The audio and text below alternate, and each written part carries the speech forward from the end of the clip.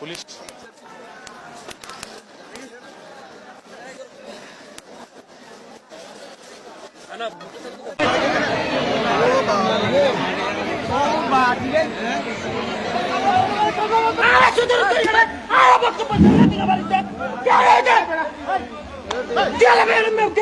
নির্বাচনী জনসভায় তারেক রহমানকে চাঁদাবাজ এবং খারাপ ভাষায় গালাগালি করে হাসনাত আব্দুল্লাহ। দর্শক দেখতে পাচ্ছেন হাসনাত আব্দুল্লাহ তারেক রহমানকে চাঁদাবাজ এবং গালিগালাজ করায় তার উপর সবাই ঝাঁপিয়ে পড়ে তার গাড়িতে আক্রমণ করে। এদিকে আজ হাসনাত আব্দুল্লাহ তারেক রহমানকে সরাসরি চাঁদাবাজ এবং গালিগালাজ করে এই নিয়ে সাধারণ জনতা বিএনপি কর্মীরা হাসনাত আব্দুল্লাহর উপর ঝাঁপিয়ে পড়েছে। সারা দেশে এই মুহূর্তে ধ্বংসলীলা। কোনোভাবে শুধু ফেব্রুয়ারি মাসটা পার হইলে একটা সামান্য চাঁদাবাজের পিঠের চামড়া রাখবে না আমতারে। ফেব্রুয়ারি মাসটা পার হতে দেন না, এক চাঁদাবাজ সমন্বয়কের পিঠের চামড়া থাকবে না। ঋণ খেলাপি, ব্যাংক ডাকাত, দুর্নীতিবাজ, চাঁদাবাজদের জন্য আমরা পরবর্তী বাংলাদেশ জাহান্নাম বানিয়ে দেবো ইনশাআল্লাহ। আপিল বিভাগের রায় আজকে এই জায়গায় এসে পৌঁছেছে। আমি মানুষের কাছে একটা বার্তা দিতে চাই, নির্বাচনের মাত্র গরম হয়ে গেছে, গরম মালিকই মহাগরম। প্রথম দেখেন নির্বাচনের শুরু হওয়ার সাথে সাথেই এই দল ওই দল সম্পর্কে খুব একটা কথা বলে নেই। এনসিপির দক্ষিণাঞ্চলীয় মুখপাত্র হাসনাত আব্দুল্লাহ অভিযোগ করে বলেছেন, বিএনপি প্রকাশ্যে হ্যাঁ ভোটের পক্ষে কথা বলেও গোপনে না ভোটের পক্ষে কাজ করছে। তিনি বলেন, এটি বিএনপির ভোট নেয়ার কৌশল এবং এ বিষয়ে সবাইকে সজাগ থাকতে হবে। ইউনূসের নেতৃত্বাধীন বাংলাদেশ একটা ঐতিহাসিক ধরা খেয়েছে। যদি আমি বলি যে বাংলাদেশের হৃৎপিণ্ডে চেপে ধরেছে ভারতবর্ষ, কিংবা যদি আমি অন্যভাবে বলি বাংলাদেশের হৃৎপিণ্ড বিচ্ছিন্ন করে ফেলেছে ভারতবর্ষ।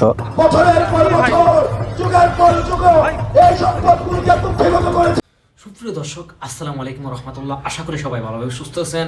স্বাগতম জানাচ্ছি আমাদের আরো একটি নতুন ভিডিওতে। সুপ্রিয় দর্শক, ভিডিওর শুরুতে আপনারা কিছু ভিডিওর অংশ বিশেষ দেখেছেন, তা দেখে আপনারা ইতিমধ্যে বুঝতে পারছেন আজকের ভিডিওটা আমরা কিভাবে সাজিয়েছি এবং কাদেরকে নিয়ে সাজিয়েছি। সুপ্রিয় দর্শক, তারেক রহমান জামাতের বিভিন্ন বুলদরা নিয়ে এবং জামাতের আমির বিএনপির বুলদরা নিয়ে তাদের মধ্যে লেগেই আছে এক অপরকে কটাক্ষ করে কথা বলা এবং এমনকি এক অপরের সাথে সংঘর্ষে লিপ্ত হচ্ছে। সুপ্রিয় দর্শক, তার ভিতর দিয়ে শেখ হাসিনা ভারতে পুরো বাংলাদেশের বিভিন্ন দলের বিরুদ্ধে এমন একটি কাণ্ড ঘটিয়ে বসে থাকছে। সুপ্রিয় দর্শক, আপনারা না দেখলে বিশ্বাস করতে পারবেন না। সুপ্রিয় দর্শক, তাহলে চলুন আমরা কথা না বাড়িয়ে সেই সম্পূর্ণ বিস্তারিত আলোচনাটা দেখে আসি।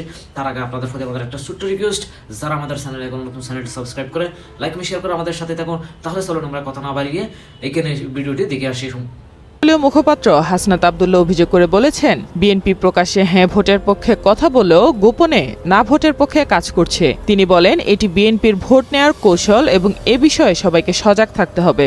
ইতিমধ্যেই বিএনপি ওপেনে হ্যাঁ ভোটের পক্ষে অবস্থান নিয়েছে, কিন্তু গোপনে তারা নায়ের কার্যক্রম চালিয়ে যাচ্ছে।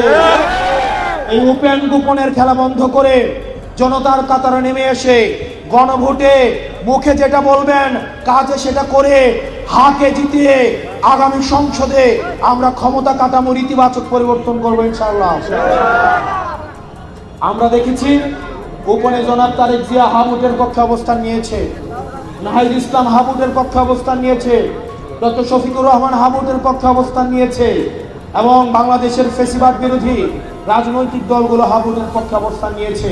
1 ফেব্রুয়ারি রোববার রাতে রংপুরের কাউনিয়া বালিকা মডেল স্কুল মাঠে রংপুর 4 আসনে ঐক্যবদ্ধ বাংলাদেশ জোটের প্রার্থী আক্তারের নির্বাচনী পদযাত্রা সভায় তিনি এসব কথা বলেন। হাসনাত আব্দুল্লাহ আরো বলেন, না ভোটের পক্ষে অবস্থান নিয়ে জাতীয় পার্টি রাজনৈতিকভাবে মৃত হয়ে গেছে এবং আসন্ন নির্বাচনের মাধ্যমে তাদের জানাজা সম্পন্ন হবে। অত্যন্ত পরিতাপের বিষয়, ভারতের যে রাজনৈতিক দলের বাংলাদেশ শাখা জাতীয় পার্টি না ভোটের পক্ষে অবস্থান নিয়েছে। এই জাতীয় পার্টিকে এই 12 তারিখ তাদের আনুষ্ঠানিক তাদের দাফন সম্পন্ন করতে হবে ভোটের মধ্যে। তারা অলরেডি মৃত। 12 তারিখ হবে তাদের জানাজা। আক্তার হোসেনের প্রচারণায় হাসনাত বলেন, আপনি আমার জন্য 5 দিন খাটেন, আগামী 10 বছর আপনার জন্য গোলাম হয়ে থাকব। প্রিয় কাউনিয়াবাসী, আমরা আক্তার হোসেনকে আপনাদের হাতে তুলে দিতে চাই। তার দায়িত্ব আপনাদেরকে নিতে হবে। আর যারা ভোটের আগের দিন লুঙ্গি নিয়ে আসবে, শাড়ি নিয়ে আসবে, অ্যাডভান্স অর্থ নিয়ে আসবে, তাদেরকে 12 তারিখ প্রত্যাখ্যান করতে হবে। 12 তারিখ যদি আপনারা কারো কাছ থেকে কোনো অর্থ সংগ্রহ করেন, যদি তাদের ভোটের জন্য সিএনজির জন্য অটোর জন্য অপেক্ষা করেন, এই একদিনের গোলামি আপনাকে আগামী 5 বছর ভোগাবে। আমরা অর্থ নিয়ে আসতে পারবো না, আমরা লুঙ্গি শাড়ি নিয়ে আসতে পারবো না, আমরা বাচ্চাদের স্কুল ব্যাগ নিয়ে আসতে পারবো না। আপনি আমার জন্য 10 দিন থাকেন, আগামী 5 বছর আপনার জন্য গোলাম হয়ে থাকবো। এবার সময় এসেছে পরিবর্তনের। কোনোভাবে শুধু ফেব্রুয়ারি মাসটা পার হইলে একটা সামান্য চাঁদাবাজের পিঠের চামড়া রাখবে না আমতারেক। ফেব্রুয়ারি মাসটা পার হতে দেন না, এক চাঁদাবাজ সমন্বয়কের পিঠে চামড়া থাকবে না। এছাড়া আমতারেক আরো বলেছেন, জামায়াত ইসলামের আমিরের আইডি না হয় হ্যাক হয়ে গিয়েছে, তাদের মুখও কি হ্যাক হয়েছে? জামাতের আমিরের আইডি না হয় হ্যাক হয়েছে, তাদের যে টাইপ করে সে টাইপের সে হাত কি হ্যাক হয়ে গেছে, তাদের মুখও কি হ্যাক হয়ে গেছে, তারা সেই 1971 সালে সেই রূপে ফিরবে। জামায়াত ইসলাম নাকি ক্ষমতায় আসলে তারা 1971 সালের রূপ ধারণ করবে। আমতারেক বিভিন্ন জায়গায় বিভিন্নভাবে জামায়াত ইসলামকে নিয়ে এইভাবে মন্তব্য করে যাচ্ছেন। একটা সময় এই আমতারেকই জামায়াত ইসলামের পক্ষে কথা বলেছিল, এই আমতারেকই একটা সময় বিএনপির বিরুদ্ধেও কথা বলেছিল। আজ তিনি বিএনপির সাপোর্ট চলে গেছে।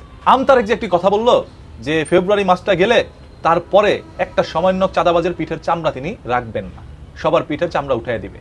এটা খুব ভালো একটি ডিসিশন যে আমতারেক যারা চাঁদাবাজ তাদের পিঠের চামড়া উঠাই দিবে। তবে শুধুমাত্র সমন্বয়ক কেন, এখানে শুধুমাত্র সমন্বয়ক চাঁদাবাজের পিঠের চামড়া উঠাবে, অন্যদিকে অন্য যত বড় বড় চাঁদাবাজ আছে তাদের চামড়া রক্ষার দায়িত্ব পালন করবে। বুঝতে পেরেছেন তার ক্ষোভ কাদের প্রতি? কেন এই আমতারেক এই কথাগুলো বলছে, কাদের পক্ষে বলছে, কাদের চামড়া তিনি চাচ্ছে সেভ করে রাখতে, নিরাপত্তা দিয়ে রাখতে চাচ্ছে কাদের চামড়া, এটা আপনারা বুঝতে পেরেছেন। আমি সবসময় একটা কথা বলি, আম গাছে কোনোদিন কাঁঠাল ধরে না, ধরবে না ভাই। এই লোকটা শুধুমাত্র ভাইরাল হওয়ার জন্য সোশ্যাল মিডিয়ার মধ্যে অনেক ধরনের বক্তব্য দিয়ে থাকতেন। যেহেতু জামায়াত ইসলামের বিরুদ্ধে কথা বলতে পারলেই এখন তারা নিজেদেরকে হিরো দাবি করছে, যে জামায়াত ইসলামের কোনো একটা দোষ বের করে আনতে পারলেই ভাই কাম সারা। মনে হয় জনগণ এবার তাদেরকে আর ভোট দিবে না। তবে তারা খুব ভালো করে জানে এবার জনগণ জামায়াত ইসলামকে ভোট দেওয়ার জন্য প্রস্তুত আছে। বিএনপি চোখ বুঝেই নির্বাচিত হতো। গণ অভ্যুত্থানের পর বা গণ বিপ্লবের পর বিএনপির যে সমর্থক ছিল বাংলাদেশের জনগণ, তখন যদি নির্বাচন হতো সাথে সাথে চোখ বুঝে বিএনপি পাস করতো, এটা আমি 100% শিওর। তবে গত 1.5 বছরের মধ্যে বিএনপি কিছু সংখ্যক নেতাকর্মী যেইভাবে অন্যায় অবিচার করা শুরু করেছিল, এই কারণে মানুষ বিএনপির কাছ থেকে আস্থা সরিয়ে নিয়েছে। বিএনপির কাছ থেকে এখন মানুষ আস্থা পাচ্ছে না। দ্যাটস ওয়াই বিএনপিকে ভোট না দিয়ে অপশনাল হিসাবে জামায়াত হোক, এনসিপি হোক বা অন্য কোনো দল হোক, মানুষ রাগ করে, মানে যে রাগ করে না ঘরের মধ্যে স্ত্রী স্বামীর প্রতি রাগ করে না, ওইরকম রাগ করে অন্য কোনো দলকে গিয়ে ভোট দিবে। আপনি দেখেন এটা শুধুমাত্র বিএনপির কিছু নেতাকর্মীর কারণে এরকমটা হচ্ছে। বিএনপি যেখানে পাশ করার কথা সেখানে আজ কেন তারা এত এত প্রচারণা দরকারও ছিল না, শুধুমাত্র যদি ওদেরকে কন্ট্রোল করে রাখতে পারতো, তবে পারে নাই। বিএনপির চেয়ারম্যান জনাব তারেক রহমান অনেকভাবে বোঝানোর চেষ্টা করেছে মানুষকে যে ভাই আপনারা শান্ত থাকেন, ভালো দিন আসবে, মানুষের জন্য ভালো কাজ করেন। তবে না, কে শুনে কার কথা, লিডারের কথাই শোনে না বিএনপির কর্মীরা। এই জন্যে আজ